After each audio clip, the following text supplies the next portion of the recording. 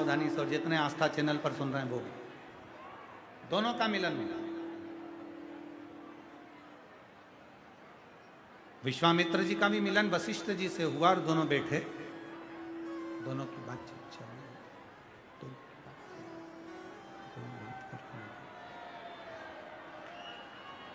भाई प्रेशर ज्यादा हो गया। दोनों की बातचीत चालू हुई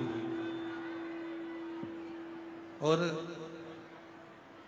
विश्वामित्र जी ने कहा, मैंने अपनी जिंदगी में बहुत तप करा, मैंने जिंदगी में बहुत तप करा, साधना करी,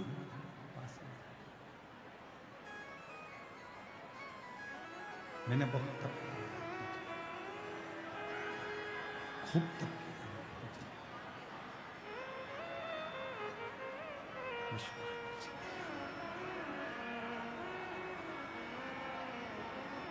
विश्वामित्र जी तप करते हैं, साधना करते हैं। विश्वामित्र जी कहते हैं कि मैंने अपनी जिंदगी में बहुत तप किया, बहुत तप,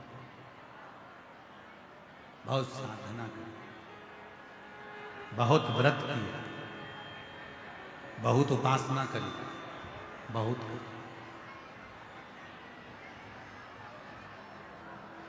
इतने में वशिष्ठ बाबा कहते हैं कि मैंने अपनी जिंदगी में जितना तप नहीं करा, उतनी मैंने केवल संतों के बीच में बैठकर सत्संग किया।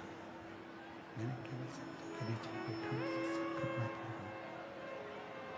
मैंने केवल संतों के बीच में बैठकर सत्संग किया। शंभो शंभो शंभो शंभो भोला सब दुख काटो मारा, ओ भोला सब दुख काटो मारा। शिव शंकर जपो तेरी माला, भोले बाबा जपो तेरी माला, सब दुख काटो मारा, ओ भोला सब दुख काटो मारा। है मंगल मंगलकारी, वैश है मंगल मंगलकारी। शमशान वासी हमारा, शमशान वासी हमारा, ओ भोला सब दुख काटो मारा, ओ भोला सब दुख काटो मारा। विश्वामित्र जी बोले कि मैंने तप किया, विश्वामित्र जी बोले कि मैंने साधना करी, और वशिष्ठ जी हाथ जोड़कर कहते हैं कि मैंने ना तप करा, ना मैंने साधना करी।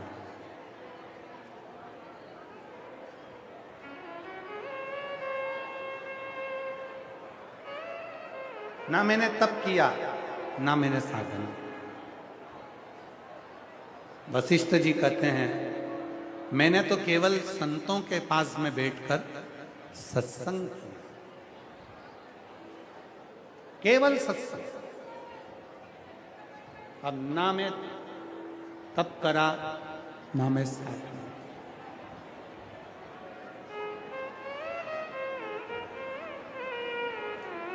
हमारे बीच में परम पूज्य महामंडलेश्वर स्वामी भक्त हरि जी महाराज पधारे हैं, गो भक्त। एक बार जोरदार ताली बजाकर उनका स्वागत वंदन।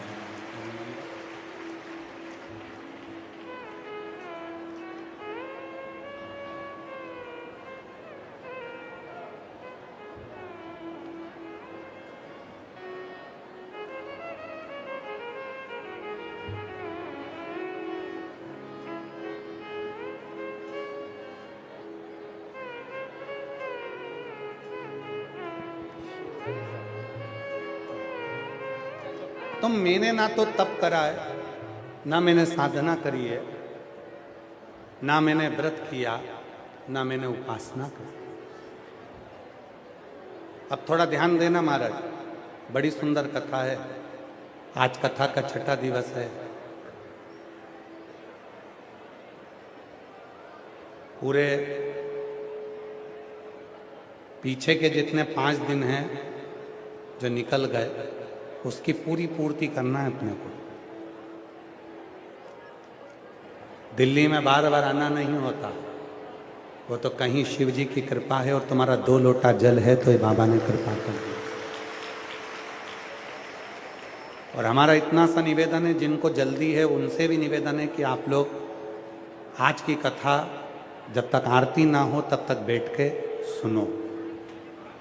जल्दी के चक्कर में भागा दौड़ी ना करो कर, दूसरे को भी परेशान ना करें और अपनी जगह बैठकर कथा को सुनो।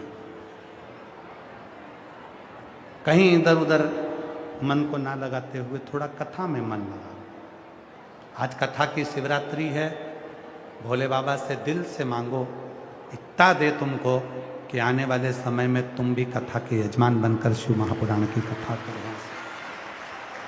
ऐसी कृपा करो, दिल से शिव कथा करें।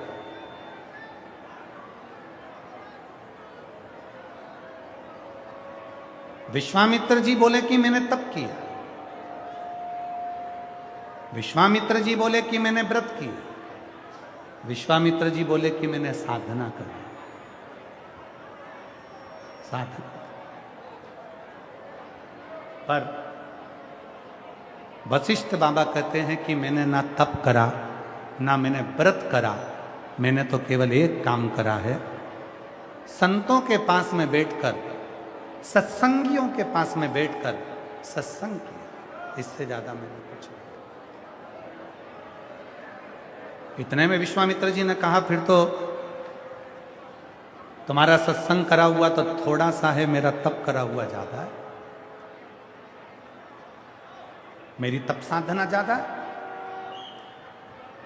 कई लोग आपको मिलेंगे, कई लोग मिलेंगे, और कई लोग आपको मिलेंगे और वो कहेंगे कि मैंने इतने व्रत करे, मैंने पशुपतिनाथ के मैं 4 बार व्रत कर चुकी हूँ, मैं 16 सोमवार इतनी बार कर चुकी हूँ, मैं संकट सोमवार का व्रत इतनी बार कर चुकी हूँ, मैंने ये वाला व्रत इतनी बार कर लिया, मैंने वो वाला व्रत इतनी बार कर लिया, मैं तीज का व्रत करती हूँ, मैं चतुर्थी का व्रत करती हूँ, मैं इतना जल दान करती हूँ, मैं इतना अन्न दान करती हूँ, मैं शंकर जी के मंदिर में झाड़ू लगाती हूँ, मैं शंकर जी के मंदिर में पोछा लगाती हूँ। ना ना, अपना पुण्य कहो ही मत, अपना पुण्य कहना ही नहीं। अपना पुण्य अपन जो कर रहे हैं, अपना भजन जो अपन कर रहे हैं, अपना स्मरण जो अपन कर रहे हैं, उसको तो गुप्त रखें। पर विश्वामित्र जी नहीं माने, और विश्वामित्र जी ने कहा कि आज मालूम करें मेरा तप बढ़ा कि आपका सत्संग बढ़ा। आज मालूम करें कि मेरा तप बढ़ा कि आपका सत्संग बढ़ा। किससे पूछा जाए? अब विश्वामित्र जी को तप का बड़ा अभिमान था, विश्वामित्र जी को थोड़ा तप का अभिमान आ गया, तप का। वशिष्ठ बाबा कहते हैं कि एक काम करते हैं, किससे पूछने जाएंगे तो शेषनाग के पास चलते हैं। शेषनाग जी से पूछते हैं कि तप बढ़ा कि सत्संग बढ़ा। विश्वामित्र बाबा और वशिष्ठ बाबा शेषनाग जी के पास पहुंच गए, हाथ जोड़े वशिष्ठ बाबा ने और कहा कि शेषनाग जी, हमें एक प्रश्न करना है। क्या प्रश्न करना है? विश्वामित्र जी कह रहे हैं कि मैंने बहुत तप करा, व्रत करा, उपास करा तो मेरा तप बढ़ा, और वशिष्ठ बाबा कह रहे हैं कि मैंने केवल सत्संग करा है, संतों के पास बैठकर कथा को सुना है, भक्ति का स्मरण किया, वो। शेषनाग जी बोले, उत्तर तो मैं दे दूंगा, मना नहीं है, पर मेरे सिर के ऊपर ये बड़ी वाली पृथ्वी रखी हुई है, इतनी बड़ी पृथ्वी का वजन ढोते ढोते ढोते ढोते और मैं तुम्हारे प्रश्न का उत्तर दूं, ये कभी हो नहीं सकता। मैं प्रश्न का उत्तर दूं, ये नहीं हो सकता। एक काम करो विश्वामित्र जी, जरा मेरे सिर के पृथ्वी को तुम थोड़ी देर अपने हाथ में रख लो, मैं उत्तर दे दूंगा, वापिस मेरे फन पर रख दूंगा। विश्वामित्र जी, पृथ्वी को उठाओ मेरे सिर से और अपने हाथ में रखो। विश्वामित्र जी ने कहा ठीक है, आप मेरे प्रश्न का उत्तर दोगे कि तप बड़ा कि सत्संग बड़ा, तो मैं उठा लेता हूं। और विश्वामित्र जी ने शेषनाग जी के सिर पर जो पृथ्वी रखी हुई थी उसको उठाने के लिए विश्वामित्र जी ने अपना पूरा तप लगा लिया, पूरा व्रत लगा लिया, पूरी साधना लगा ली, पर विश्वामित्र जी से वो पृथ्वी एक अंश मात्र भी नहीं हिली। अंश मात्र, एक अंश मात्र वो पृथ्वी नहीं। विश्वामित्र जी ने कहा कि ये तो मेरे से हिलती नहीं, ये तो मेरे से उठती नहीं, क्या करूं? शेषनाग जी ने कहा वशिष्ठ बाबा अब एक काम करो, तुम उठा लो। वशिष्ठ बाबा ने कहा ठीक है। वशिष्ठ ऋषि आगे बढ़े, हाथ जोड़ा पृथ्वी का और कहा पृथ्वी देवी, मैंने अपनी जिंदगी में कहीं अगर किसी संत के मुख से भगवान शिव की चर्चा करी हो, शंकर की कथा सुनी हो, तो ये पृथ्वी मेरी गोदी में आ जाए। और वशिष्ठ बाबा ने जैसे ही पृथ्वी को उठाया वो हाथ,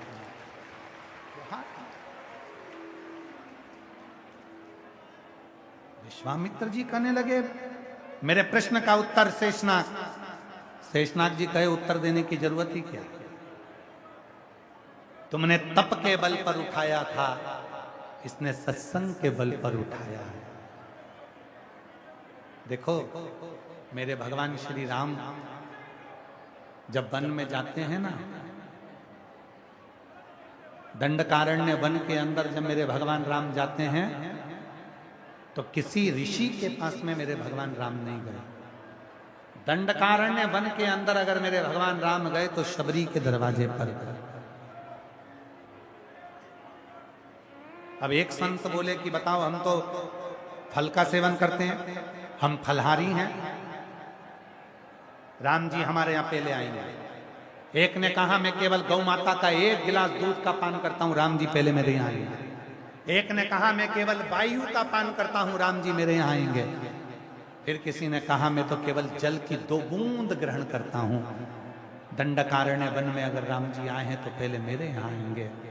पर रामचरितमानस कहती है राम जी दंडकारण्य वन के अंदर किसी के यहाँ नहीं गए। अगर राम जी गए तो शबरी के दरवाजे पर गए, क्योंकि शबरी ने सत्संग किया। शबरी ने सत्संग किया और कुछ नहीं, केवल सत्संग। और राम जी ने कहा प्रथम भगति संतन कर संगा और दूसरी रति मम कथा। सत्संग किया राम जी। और जब राम जी सत्संग कर रहे हैं, राम जी स्वयं शबरी अम्बा को सत्संग करा रहे हैं, तो शबरी ने पूछा दंडकारण्य वन में इतने बड़े बड़े बाबा बैठे हैं, कोई फल खाता है, कोई पानी की 2 बूंद लेता है, कोई वायु पीता है, कोई व्रत रखता है, कोई कुछ खाता भी नहीं है, तुम सबको छोड़कर राम जी मेरी कुटिया में आ गए। तो राम जी ने कहा शबरी अम्बा, सबसे बड़ा संत वही है जो मौन होकर शिव की चर्चा को श्रवण करे, राम की चर्चा को श्रवण करे, कृष्ण की चर्चा को श्रवण करे। उससे बढ़कर कोई संत नहीं, उससे बढ़कर कोई संत नहीं हो सकता, उससे बढ़कर कोई सुख नहीं हो सकता। केवल एक वही, केवल। अब जरा विचार करना मेरी दिल्ली की जीजी, अब जरा विचार करें मेरे दिल्ली के जीजा, उन बेटियां बेटा और मेरे बुजुर्ग माता पिता, स्मरण करिए। कई लोग कहते हैं क्यों कथा सुनने पंडाल में जाती हो और तुम्हारी मनोकामना पूरी हो जाती, इतने सारे पत्र आते हैं सबकी मनोकामना पूरी हो जाती। जो कथा सुनने जाता है उसका पत्र एक न एक कथा में पहुंच जाता है, उनकी मनोकामना पूरी हो जाती है। कैसे? कैसे उनकी मनोकामना पूरी हो जाती है? तो शिव महापुराण की कथा कहती है, जो शिव की चर्चा करता है, शंकर के सत्संग को श्रवण करता है, मेरा भोले बाबा सबसे पहले उसी के दुखड़े हरने के लिए पहुंच जाए, उसी के। इसीलिए अशोक सुंदरी का संवाद कहता है कि अशोक सुंदरी चुप रहती है, मौन रहती है, शांत रहती है, बोलती कुछ नहीं है। तब माता पार्वती जी से शिव जी ने कहा, ये अशोक सुंदरी बोलती क्यों नहीं है, चुप क्यों चुप?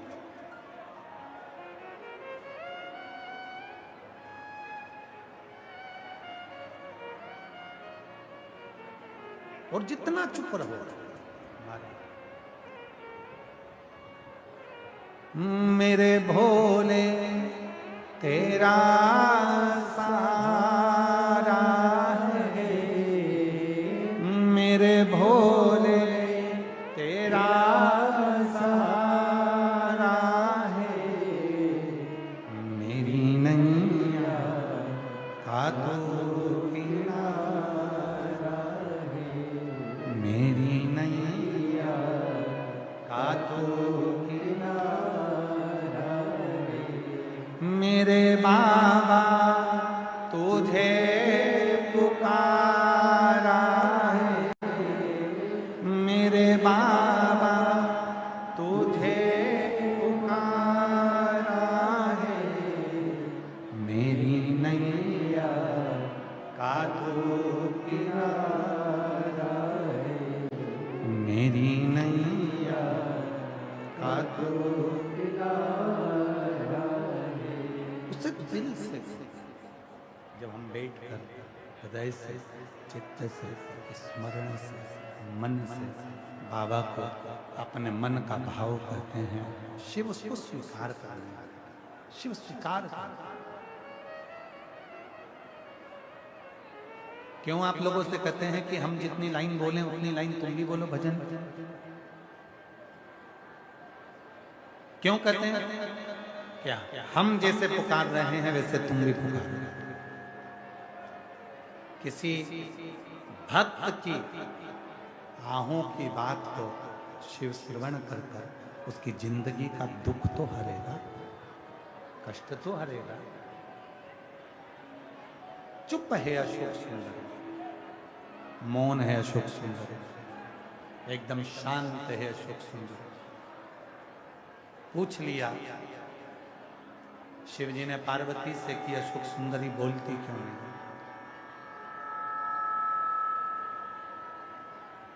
ये अशोक सुंदरी बोलती क्यों नहीं? कारण क्या है? पार्वती जी ने कहा, मुझे तो मालूम नहीं, परंतु ये तो बहुत बोलती थी, एकदम चुप क्यों हो गई? पता नहीं है ये तो। माता पार्वती जी पहुंच गई अशोक सुंदरी के पास, और माता जगत जननी पार्वती जी ने अशोक सुंदरी से पूछा कि बेटा एक बात बताओ, तुम्हारे चुप रहने का कारण क्या है? तुम चुप क्यों, तुम मौन क्यों चुप हो?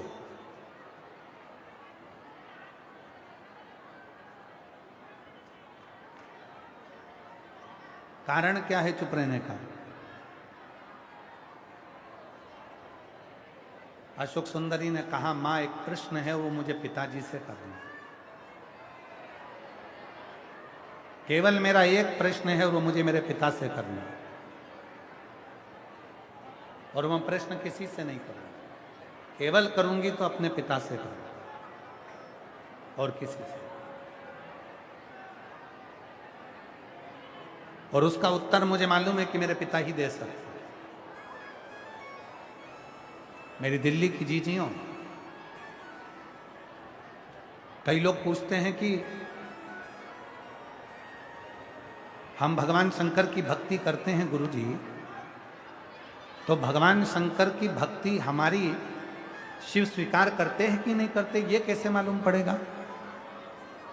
तो एक बात याद रखना मेरी जीजियों, मेरे जीजाओं, मेरी बेटियों, मेरे बेटाओं, मेरे बुजुर्ग माँ बाप, घर में रहकर अगर तुम कथा सुन रहे हो शिव जी के मंदिर में जाकर जल चढ़ा रहे हो, पंडाल में कथा सुन रहे हो, मोबाइल पर कथा सुन रहे हो, या भगवान के मंदिर में जाकर दिया लगा रहे हो, जल चढ़ा रहे हो, पूजन कर रहे हो, घर में पूजन कर रहे हो, और तुम्हारे घर के कई लोग ऐसे हैं जो तुम्हारी पूजन से धीरे धीरे धीरे धीरे चिढ़ने लगे।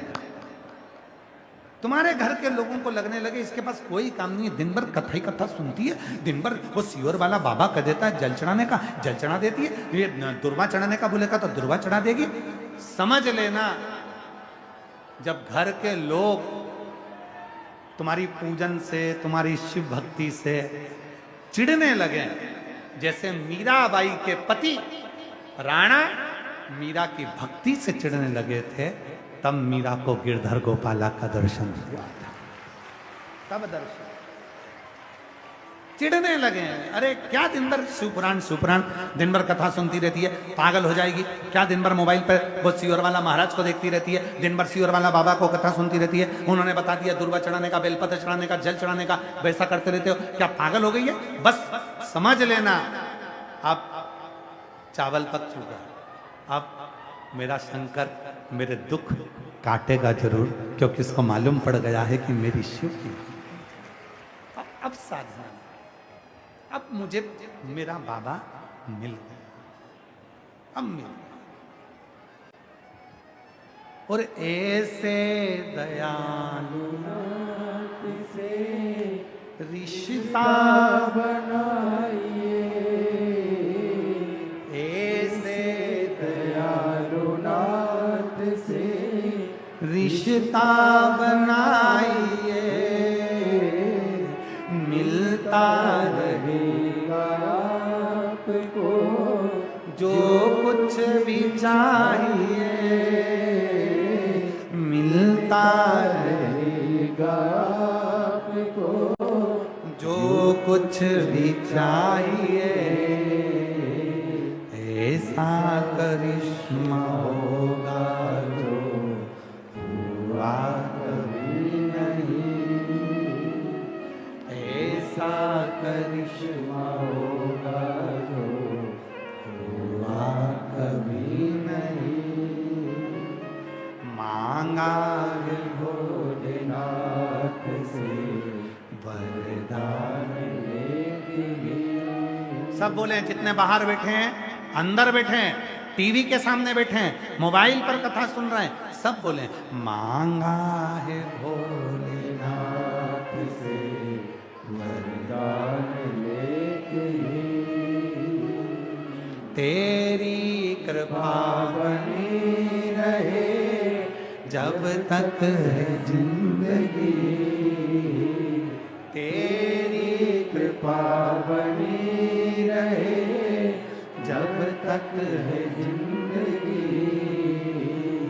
मांगा है भोलेनाथ से वरदान लेके, मांगा है भोलेनाथ से वरदान लेके। बस एक वर दे दो हे मेरे भोले बाबा, इस पंडाल में दिल्ली की इस पवित्र रोहिणी की सेक्टर 10 में जो कथा चल रही है, एक वर दे दीजिए, तेरी कृपा बनी रहे जब तक है जिंदगी, तेरी कृपा बनी रहे जब तक है जिंदगी, तेरी कृपा बनी रहे, मुझे दूसरा कुछ नहीं चाहिए। और मुझे उम्मीद है जब तेरी कृपा होगी तो दुनिया में किसी की सामर्थ्यता नहीं होगी कि मुझे दुख दे दे, क्योंकि मेरा बाप मेरे साथ है, मेरा पिता मेरे साथ है, मेरा शिव मेरे साथ है, मेरा शंभू मेरे साथ है, मेरा शंकर मेरे साथ है। फिर किसी की सामर्थ्यता नहीं कि कोई दुख देगा, कोई कष्ट देगा। कौन कष्ट है, कौन तकलीफ है?